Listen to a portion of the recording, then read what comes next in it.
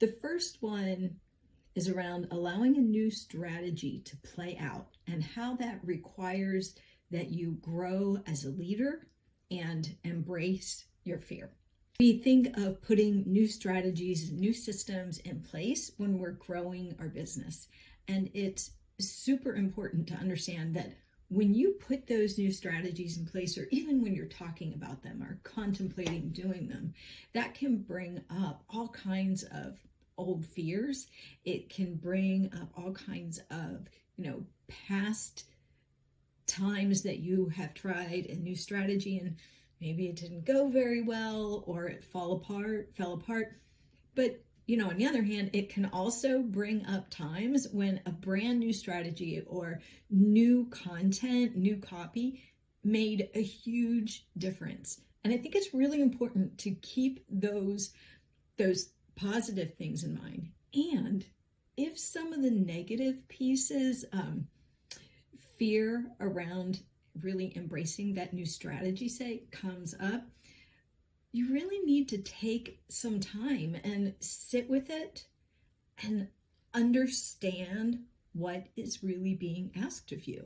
So often when we have that fear, we are being asked to grow as a leader, to grow into somebody that is excited to try a new strategy, that is up-leveling to a whole new understanding of what it means to step into the unknown, of what it means to step into a new era for our personal growth and our personal leadership, and for the company's personal growth and personal leadership.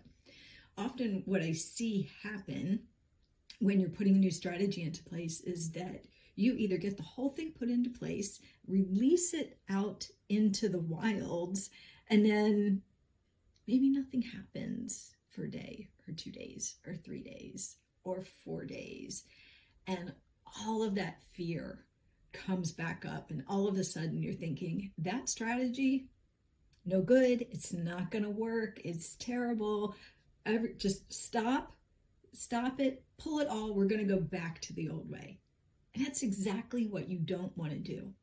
For one thing, when you stop the strategy that's in place, spin it on its head and go back to what you were doing the old way, you throw your whole team into chaos because they've got a plan, they're going down the road, and now you said, no, we're going to take a hard right turn and do it a completely different way.